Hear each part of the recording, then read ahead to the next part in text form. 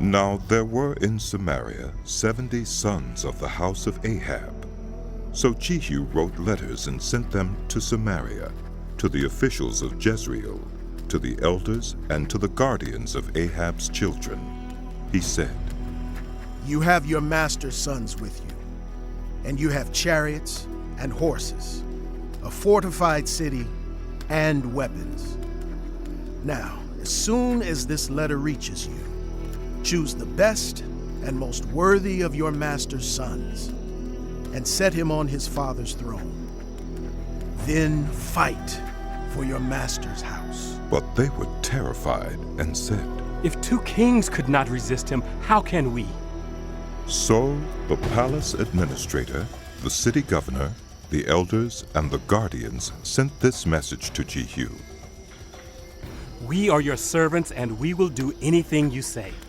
We will not appoint anyone as king. You do whatever you think best. Then Jehu wrote them a second letter, saying, If you are on my side and will obey me, take the heads of your master's sons and come to me in Jezreel by this time tomorrow. Now the royal princes, 70 of them, were with the leading men of the city who were rearing them. When the letter arrived, these men took the princes and slaughtered all 70 of them. They put their heads in baskets and sent them to Jehu in Jezreel. When the messenger arrived, he told Jehu.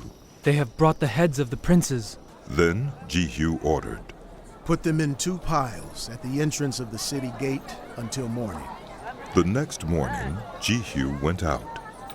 He stood before all the people and said, You are innocent. It was I who conspired against my master and killed him. But who killed all these? Know then that not a word the Lord has spoken against the house of Ahab will fail. The Lord has done what he announced through his servant Elijah. So Jehu killed everyone in Jezreel who remained of the house of Ahab, as well as all his chief men, his close friends, and his priests, leaving him no survivor. Jehu then set out and went toward Samaria.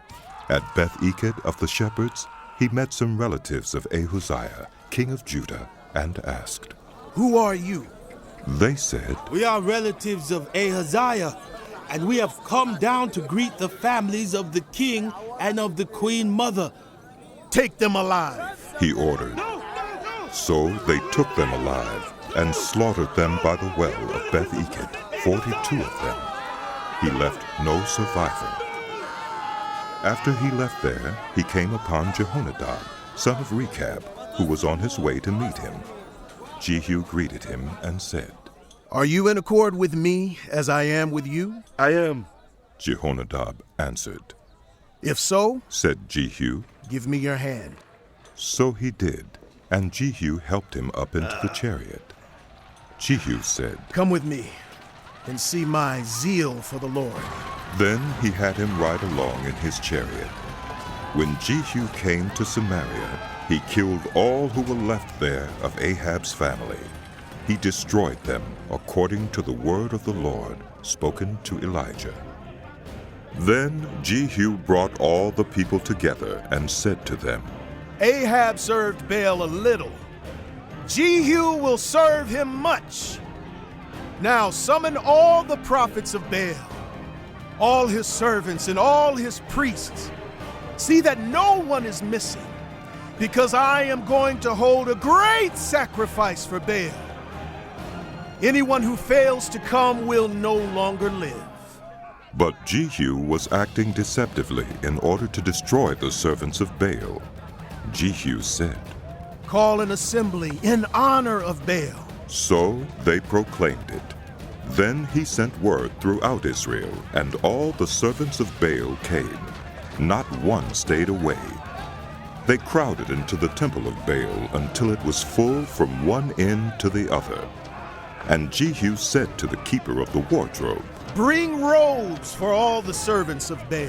So he brought out robes for them.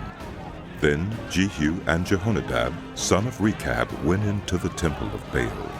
Jehu said to the servants of Baal, Look around and see that no one who serves the Lord is here with you, only servants of Baal. So they went in to make sacrifices and burnt offerings.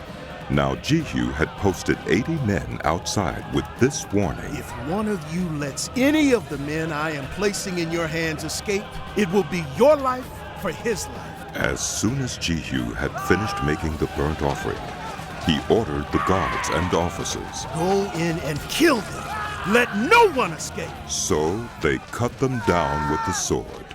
The guards and officers threw the bodies out and then entered the inner shrine of the temple of Baal. They brought the sacred stone out of the temple of Baal and burned it.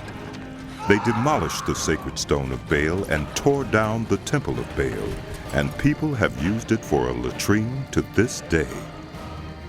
So Jehu destroyed Baal worship in Israel. However, he did not turn away from the sins of Jeroboam, son of Nebat, which he had caused Israel to commit, the worship of the golden calves at Bethel and Dan. The Lord said to Jehu, Because you have done well in accomplishing what is right in my eyes, and have done to the house of Ahab all I had in mind to do, your descendants will sit on the throne of Israel to the 4th generation. Yet Jehu was not careful to keep the law of the Lord, the God of Israel, with all his heart.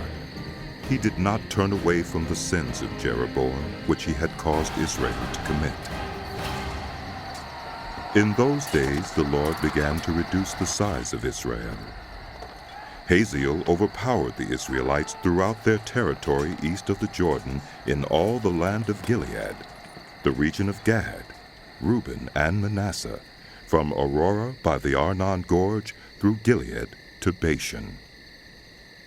As for the other events of Jehu's reign, all he did and all his achievements, are they not written in the book of the annals of the kings of Israel?